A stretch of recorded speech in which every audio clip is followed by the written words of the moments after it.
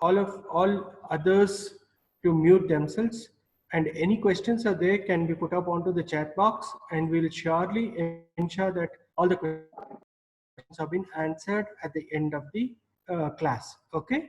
With this, I hand over to Dr. Subramaniam Kannan. Thank you. Thank you, Dr. Srinath, and thank you for the this opportunity given to me to present. Hope my audio is clear to everyone. There are two topics that I had chosen to talk on. One was this interpretation of thyroid function test, and hopefully in the future we will do the approach to hyponatremia as well. So we will try to do it as two separate webinars. Today's topic on interpretation of thyroid function test is going to be basically a case-based or a what do we do practically in the clinic, and that's what the whole talk is going to revolve around. Of course, we will concentrate on some important endocrine principles that we keep in mind every time we interpret the test. And remember that TSH, T4, T3 are not just numbers. You have to interpret them in the context of the patient as well.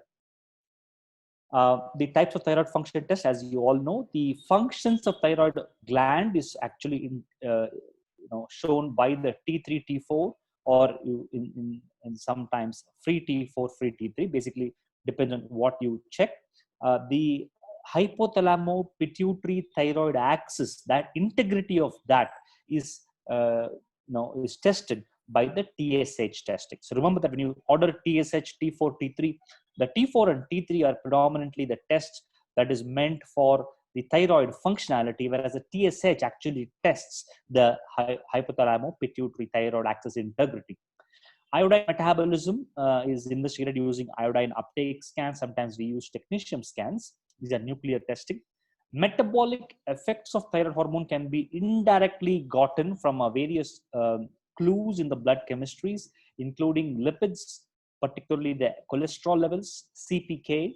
Both these levels tend to go up very high in hypothyroidism.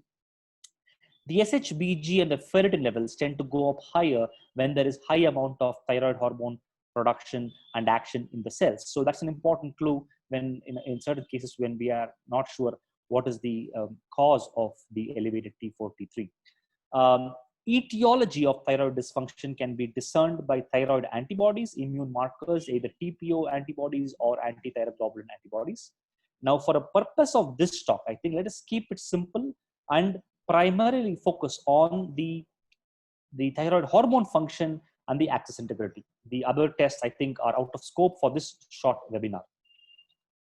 Let's go recap the basic principles. We will discuss a few very obvious cases of hypo and hyperthyroidism, and then I will give you some subtle and atypical clinical situations. Remember, we're going to do it basically case-based.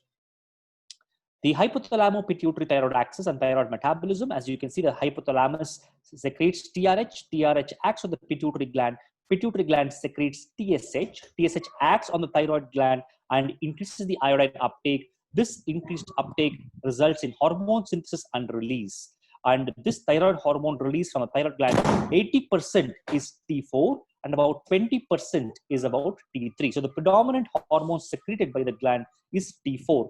Liver converts some of the T4 to T3, as well as the peripheral tissues will convert the T4 to T3. Remember, T3 is your active component that is required by the cell.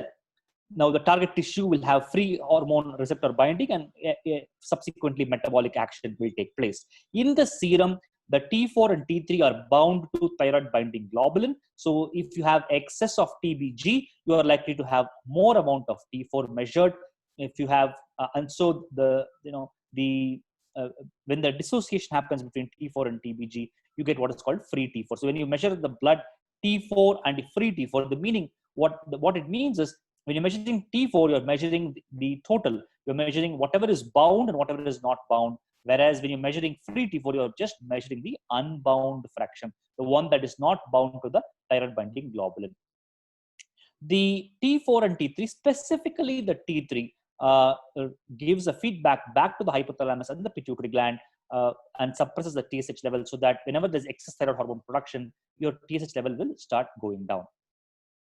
Now, this is probably the most important graph that you should keep in mind when you're interpreting thyroid function test. What it means, on the x-axis, you have basically the FT4, free T4 ranges, and you have, this is the reference range here. In the middle, you have the hypothyroid range and the hyperthyroid range.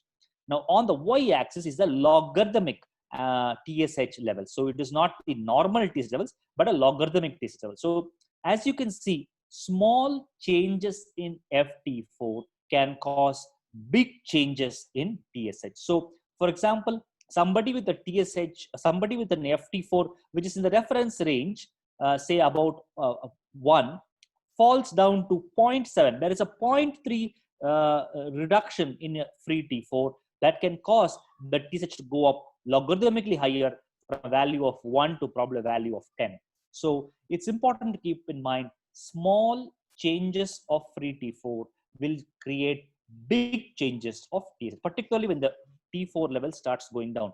The similar action also is important when the free T4 starts going to the overactive or the hyperthyroid side. Immediately TSH levels starts dropping down below 0.5. As you can see, this is the hyperthyroid range, this is your hypothyroid range. So it's very important to keep in mind that small changes of FT4 will cause major shifts in TSH levels. That's an important key thing to keep in mind whenever you're interpreting these numbers. Let's see case scenario 1. I'm just going to 24-year-old lady, irregular periods, tiredness, fatigue, mild weight gain, visits her family doctor. After general evaluation, the doctor orders the tests. The TSH comes back as more than 150, normal range between 0.5 to 5.5, and free T4 is quite low, 0.68 nanogram per DL, normal limit being 0.8 to 1.8. So here, clinical symptoms, classic of hypothyroidism. You have a pretest probability, that's why you checked it. Thyroid hormone level in the blood, it is the FT4 is low. The feedback loop, the TSH levels are very elevated, so that is the feedback loop is appropriately correct. Diagnosis is very clear, primary hypothyroidism, right? Let's look at case number 2. 40-year-old lady, mother of 2 children, recent weight loss and palpitation. There is a fullness in the neck and there is a staring look in the eyes. The free T3 is elevated, 11.5, normal range being 2.3 to 4.2 picograms per ml. Free T4 is 4.8, again elevated above the normal range, as you can see here, 0.8 to 1.8, and the TSH is suppressed.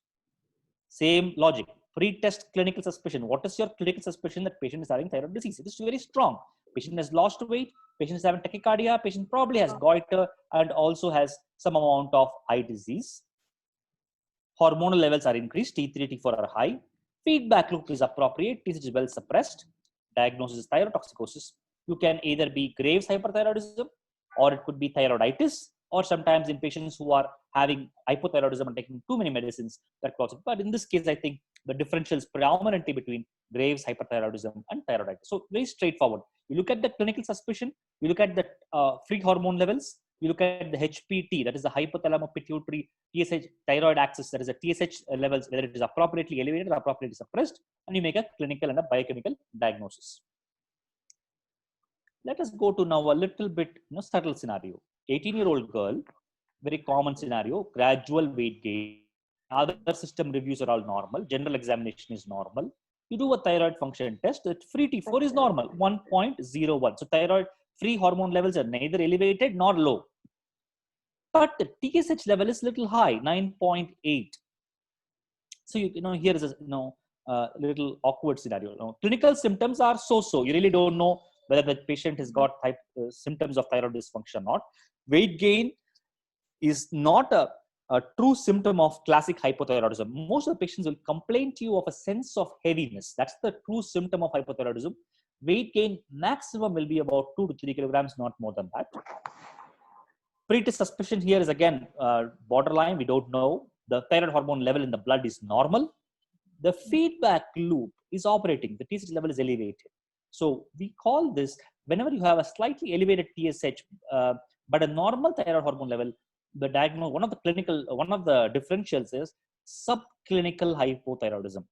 Now again, what is happening here? You're having the free T4 is still in the normal range, here, but you see that the TSH is starting to go up, slightly go up. So this range between 1 to 10, where you have, between 5 to 10 or 1 to 10, wherever you call it, that range where the TSH is slightly elevated more than the reference range for the population, but the free T4 is in the normal range, is called subclinical, meaning we say that the thyroid functions are slightly underactive. Maybe it will evolve into full-blown hypothyroidism in the future. Maybe it may recover back to normal. We don't know that. So to give you a temporal evolution, in mild subclinical hypothyroidism, TSH is elevated, T4, T3, free T4 are normal. In moderate to clinically overt hypothyroidism, TSH will be very elevated. It's usually be more than 10. That's an important clue. Most of the subclinical hypothyroidisms, TSH levels usually around just below 10. Whereas once it goes more than 10, you tend to have a lower T4 and T3. Again, if you go back to the graph, you see where 10 here is. So when you have 10, most of your T4 levels will start coming down below your reference range, and you will start having overt hypothyroidism. So this levels here. So once you cross about 10, once you go about 10 TSH, most of your free T4 levels will be below the reference range. That's an important clue to keep in mind, that whenever TSH levels are about 10, that's a classic or overt hypothyroidism. When TSH levels are just below 10 and the T4 is in the normal range, you may call them as subclinical hypothyroidism.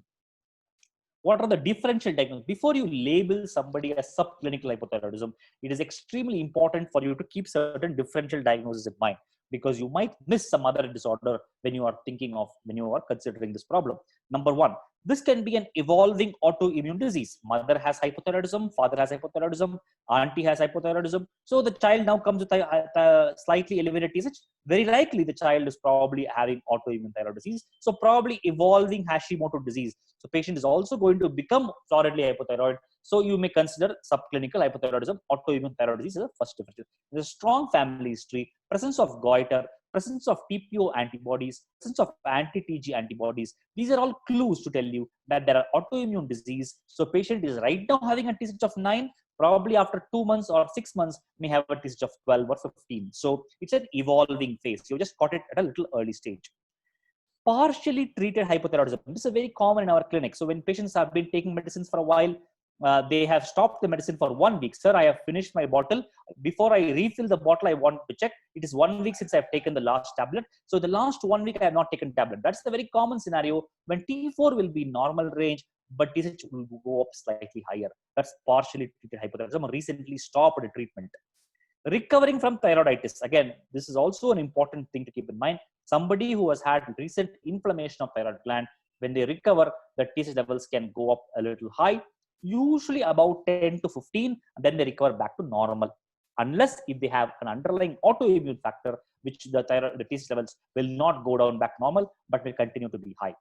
Recovery from stress. This is a very, very important factor to keep in mind. Somebody who's hospitalized, hospital, when they are about to get discharged, somebody did a TSH was 7, and they were immediately asked to follow up. When they came to the OPD, we wait for about a month or 2 months, repeat the thyroid function test, and it becomes normal. Sometimes recovering from stress also causes the TSH to go up. The fifth cause is probably the most important a clue from an endocrinology point of view. If your TSH is slightly elevated and you have disproportionate symptoms, particularly weight loss, nausea, mild amount of hyponatremia, sodium is around 134, 132, patient is complaining of some orthostatic symptoms, be very careful. You might be dealing with adrenal insufficiency. Adrenal insufficiency will also cause elevation of TSH. This is an important factor. Not that the TSH will go up like 10, 20. It will be somewhere subtle. It will be between 5 to 10. So whenever you have a slightly elevated TSH, but the symptoms of the patient are more towards symptoms of adrenal failure, be very careful. Please measure the cortisol level. Similarly, patients who are having evolving pituitary hypothyroidism, which means that the pituitary gland is dysfunctional. I'll give you an example of this. Again, you have a slightly elevated TSH. Drugs like amiodarone, lithium can also elevate the TSH levels, to keep in mind. Obesity is an important cause of slightly elevated TSH. A lot of people come to the obesity clinic with a TSH report of 5 or 6, and they will tell me, sir, this is the reason I am not able to lose weight. Unfortunately for them, that is not the reason for their weight loss, or not the reason for not losing weight, but the obesity actually increases the TSH levels. So keep in mind and counsel them appropriately, and don't just put them on a 25 or a 50 microgram of thyroxine and tell them that it will help them lose weight. That is not the correct way to manage these patients. Does fasting and postprandial state affect thyroid function? This is an interesting question. A lot of times asked by patients, lab, a lot of physician colleagues. Keep in mind that there is always a diurnal variation of TSH like any other hormone. And we have shown this paper by Dr. Sriram, who's my colleague and friend. We were able to show that TSH levels actually showed a small decline after taking the sample postprandially. So if you're dealing with very small numbers, when you're dealing with TSH of 5, 7, 6, and all those things, if you're doing the test, better to do it as a fasting state, not as a postprandial. This is only for very subtle cases. For obvious cases like 10 TSH of 20, 30, doesn't really matter. You do it at a fasting, you don't. So I don't recommend any fasting for thyroid function test. But if there's a very particular scenario where I think that the sample should be given fasting, I insist on it. But in general, about 95% of times, I tell them you do it at any time. Does not require fasting. Let us look at case scenario 4. 32-year-old lady, headaches on and off. Keep in mind the symptoms. Why did they do the thyroid test? That again is going to be a very pretest probability or pretest suspicion is an important tip off in a lot of these patients. Headaches for on and off, weight gain, menstrual irregularities, increased sleepiness. The free T4 shows 0.3. That's quite low. As you know, from the graph I showed, when the free T4 is below the normal range, your TSH levels should be more than 10. Should be more than 10. In this case, you can see that the TSH level is quite in the normal range. So a pretest clinical suspicion is strongly there. You have somebody who's got menstrual, you also have somebody who's got sleepiness and insomnolence.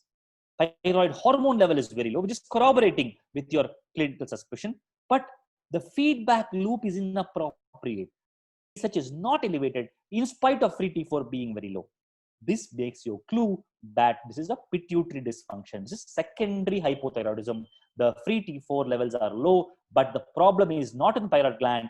Problem is in the switch. The electric bulb is normal, but the switch is a problem. If the switch is a problem, the thyroid will not function normally. So we need to image the pituitary gland. This lady had a large pituitary tumor, which was causing compression of her thyroid troughs, TSH producing cells of the pituitary gland. That's why she's not able to elevate the TSH levels despite the feedback going to the pituitary gland. Because the pituitary gland is abnormal, she's not able to elevate the TSH levels. Look at this another scenario. 30-year-old lady, married for 2 years, confirmed pregnancy now, 8 weeks. As part of the routine evaluation, most gynecologists will do a thyroid function test in the first trimester. The total T4 is 15.5, slightly high. Total T3, 343, slightly high. But TSH is normal, 0.9. Was there a clinical suspicion of thyroid disease? No, it was a routine check. Thyroid hormone levels are high. That is correct. Remember, we're talking about total thyroid hormone levels, not free hormone levels. Feedback loop, TSH is not suppressed. So that's an important thing to keep in mind. So see the patient, not the thyroid values alone. Most important clue in this case was pregnancy. And this brings us to the physiology of pregnancy and thyroid function. If you measure her free thyroid hormone levels, they are quite normal. So in pregnancy, there is TRH release, pituitary TSH, T4, T3 from the thyroid gland. T4, T3 bind to the TBG. Now, very important, placenta secretes estrogen. Estrogen acts on the liver. Liver produces thyroid binding globulin. So TBG excess takes place. Because TBG excess is there, T4, T3 will be artificially high because they will measure the bound fraction. But in actuality, the free hormones are lowered, and therefore, net, there is no effective change in the thyroid hormone levels. They are euthyroid. The other thing to keep in mind, placenta also will secrete HCG. HCG will act on the thyroid gland to secrete more T4 and T3. So T4, T3 levels may be slightly high in the first trimester and start to fall off by the second and third trimester. There is also some other physiology where the placenta secretes deiodinase type 2 and type 3, where T4 can get converted to T3 as well as T4 to reverse T3, creating a feedback loop, affecting the feedback loop as well. So if you look at the mother and the fetus, the mother's HCG levels go up in the first trimester and start coming down after the 14th week and stay down. And whenever the HCG levels are high, the TSH levels will be low. That's a very important clue. The more high the HCG, the more low the TSH. Patients or mothers who have hyperemesis gravidarum will have much higher HCG, so that they will have much lower TSH. Similarly, twin pregnancy, molar pregnancy, high HCG, very low TSH. The free T4 levels may be slightly elevated, but then they come back to normal. T4 levels will be consistently high and they stay elevated throughout pregnancy. In fact, if you measure T4 levels in the mother, the logic is to use 1.5 times the upper limit of normal range. Suppose the normal range in your lab is between 5 to 11. You multiply 11 by 1.5. So it will be somewhere around 16 or 17 will be the cutoff limit. So if you get a T4 levels of 14 or 15, that is well within the normal range. Remember that thyroid binding globulin can affect the total hormones, but not the free hormones. So TBG elevations happen in pregnancy. I told you, newborn, because mother's estrogen tends to go to the newborn for a transient amount of time. So in the first 3 or 4 days, baby will have very high levels of T4 because of a high TBG. When the patient is taking oral contraceptive pills or any estrogen molecule, again will elevate TBG. Similar mechanism with tamoxifen. Anybody who has active liver disease, hepatitis A, biliary cirrhosis, porphyria tend to elevate TBG, will cause a total hormone to be high, but the free hormone will be normal. Most of these patients will actually be clinically euthyroid. Scenario, 20-year-old male, diffuse goiter, 5 years, since 5 years, below average in studies, shorter than the younger sibling, clinically no signs of hypo or hyperthyroidism, but except for the goiter. If you measure the free T3 level, it is 7.7. Now you're talking of not total T3, you're talking of free T3. So free T3 is elevated. Free T4 also is elevated. TSH is also elevated. So all three going up. So this is a little outside our what we discussed. Pre-test suspicion was for hypothyroidism. He has not grown well. There has been some intellectual problem, so we thought of hypothyroidism. But on the contrary, our biochemical testing showed elevated thyroid hormone levels, and also, to our surprise, showed that the TSH levels are not suppressed. So what is the diagnosis? The diagnosis is two differentials. One is thyroid hormone resistance, where the body is producing thyroid hormone, but the feedback loop is affected. There is not enough feedback happening because of thyroid hormone resistance. That is a cause in this case. Usually it's an autosomal dominant disorder. Mother and sister have a similar problem. The differential diagnosis for somebody who has got high FT4, high FT3, but normal or elevated TSH. This is an important clinical scenario. Like how you have subclinical hypothyroidism, where you have normal T3, normal T4, and slightly high TSH. I gave you some differential diagnosis there. Similarly, this is another clinical scenario. High FT4, high FT3, but normal or slightly elevated TSH. One I told you was thyroid hormone resistance, like the child that we discussed. Second could be a TSH secreting pituitary adenoma. In that case, clinical scenario will usually be of a thyroid overactivity. Patient will be thyrotoxic. The other cases include acute psychotic disorders. Patients who are on amiodarone, that's important. Amiodarone tends to block your conversion of T4 to T3. So if you just measure FT4 will be high and TSH also will be high. That's an important clue. Iodinated contrast, very, very common in our scenario. Patients go for vascular procedures, patients go for CT angiogram, patients go for coronary angiogram. If you measure thyroid function test a few days later, because you're given a lot of iodinated contrast, and particularly if patient has an underlying goiter, there will be a significant production of thyroid gland hormone, but the T4 to T3 conversion will be inhibited by iodine. So you will have an elevated FT4 and an elevated TSH, and sometimes a low FT3. Furosemide and heparin, these are two commonly used drugs which can cause the free T4 to be released to more in circulation and can cause elevated levels of these hormones. Let us go to some hospital scenario.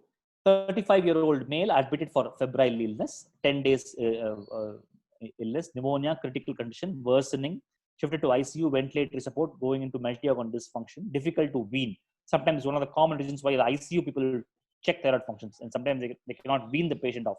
They get a scenario like this. They get a free T3 that is low, a free T4 that is low, and a TSH that is also low. So in previous case, you saw T3, free T4, free T3, and TSH all being high. Here is a reverse scenario. Free T3 is low, free T4 is low, and TSH also is low. In those cases, the hormone levels are low, feedback is not appropriate, it mimics pituitary dysfunction. You would immediately think, if the feedback is not appropriate, you think it's a pituitary dysfunction. Be careful, always interpret the clinical along with the clinical context. Here the clinical context is patient is sick, severely ill. So here is a condition of sick euthyroid syndrome or non-thyroidal illness syndrome. I'll just show you this picture. In the initial phase of illness, there is a drop in TSH, there is a rapid drop in T3. There may be a normal T4. T4 generally doesn't drop too low in sick euthyroid syndrome. TSH goes down, T3 goes down, T4 is normal. When they start recovering in the early recovery phase, suppose a patient is not doing well, T4 will drop. Drop of T4 is an important clinical clue towards mortality. T4 will drop, T3 will be dropping down, TSH will be also normal or low. This scenario will mimic as though there is a pituitary dysfunction. But if you wait for them to recover fully, all the levels will be back to normal. So very important not to interpret these tests too much when you are doing it in the hospital setting. Always worthwhile to repeat them when they have recovered for a week or 2 weeks after the discharge. Do not check thyroid functions in sick or critically ill unless absolutely necessary. Do not overinterpret them and do not do unnecessary testing on them unless you have a strong suspicion. Just one case on neonatal thyroid screening, because this is something very important in interpretation. A newborn term baby is checked with thyroid function test as a routine testing on day 2 of life. Free T4 is elevated 1.9, TSH is 22 high. Parents are worried about the thyroid status. It is important to keep in mind that the TSH levels tend to have a surge in the first 2 days of life. So if you look at the first 48 hours, the TSH levels can be as high as 20. And by 3rd to 5th day, they come down below 10.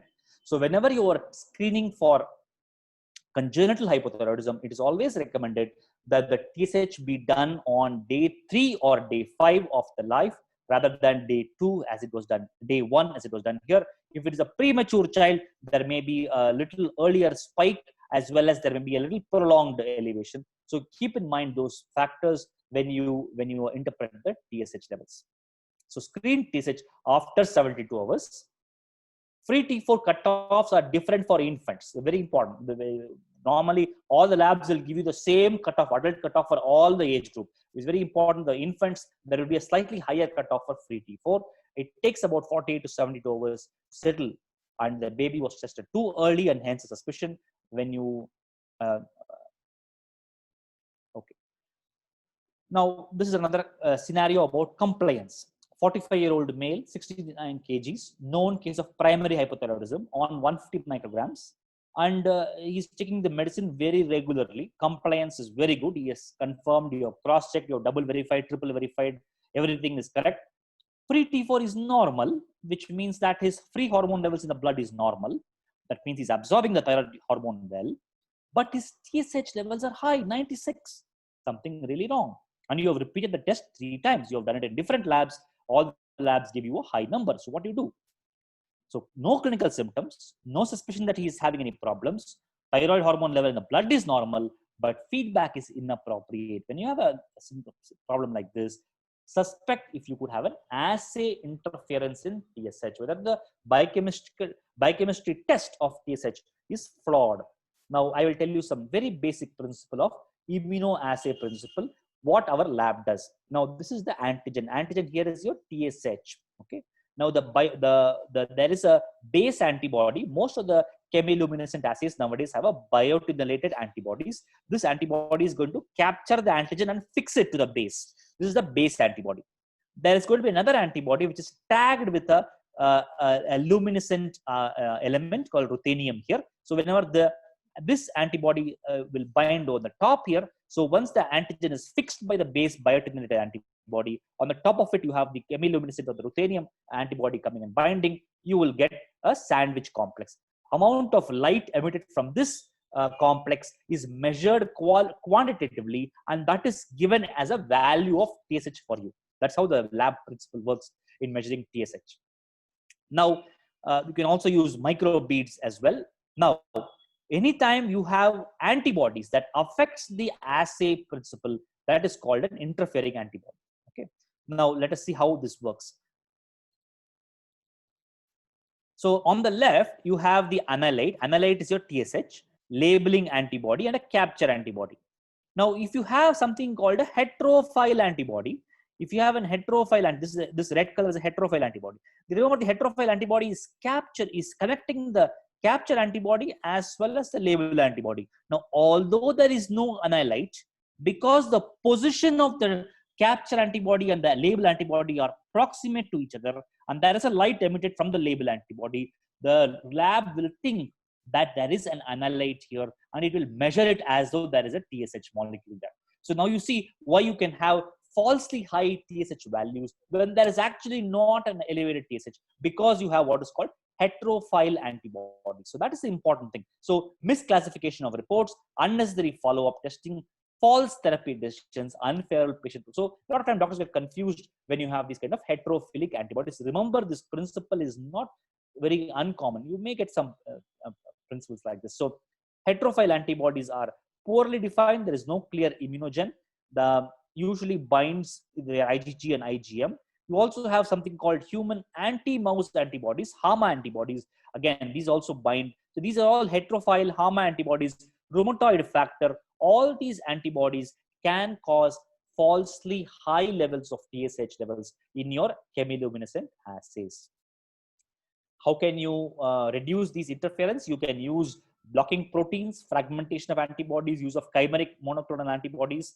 Again, difficult to do. What we tend to do in most cases is add additional blocking agents. We tend to add, sometimes we dilute the sample to see non-linearity.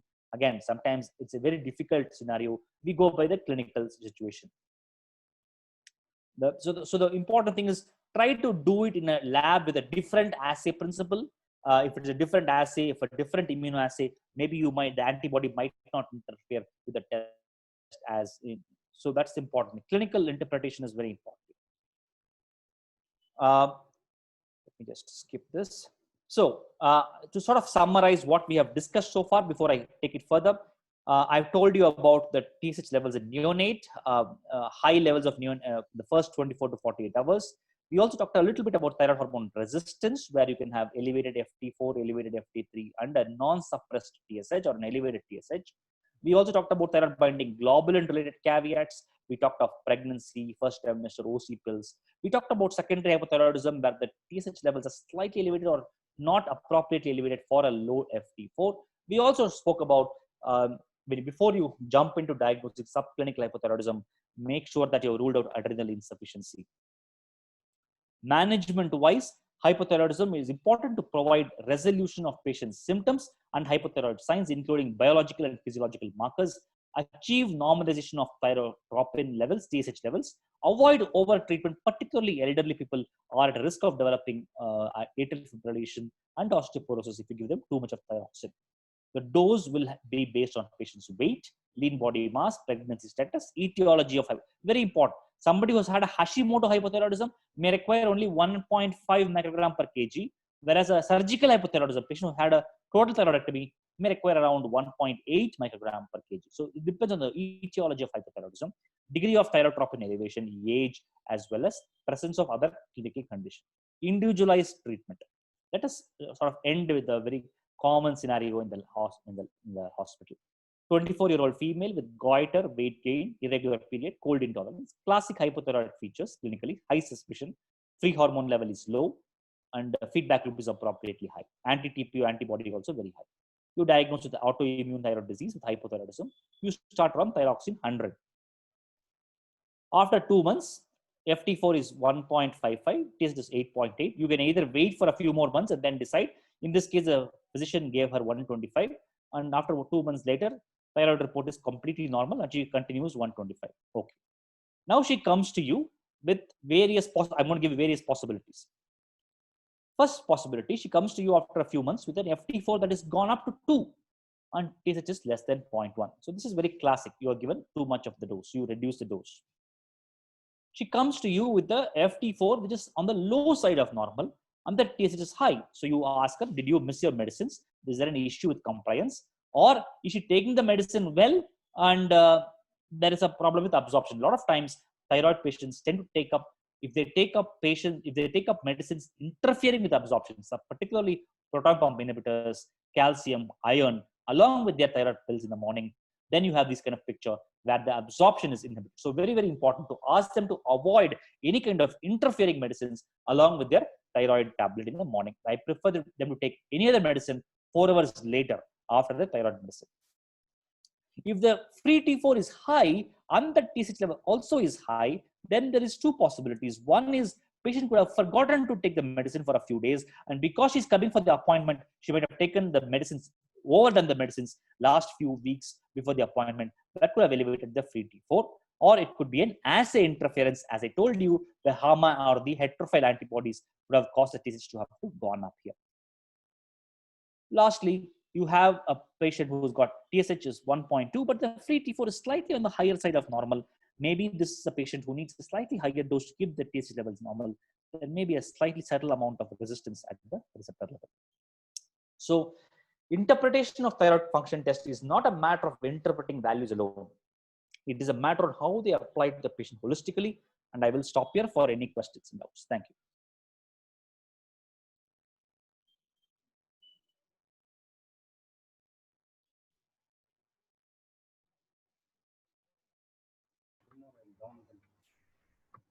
Thank you very much, Dr. Kannan. It was a good one, eye-opener for all the residents, I think. If anyone has a question, please type it or you can ask. I see one question there. What is the cutoff for normal TSH in various trimesters in pregnancy? Yeah. So this has been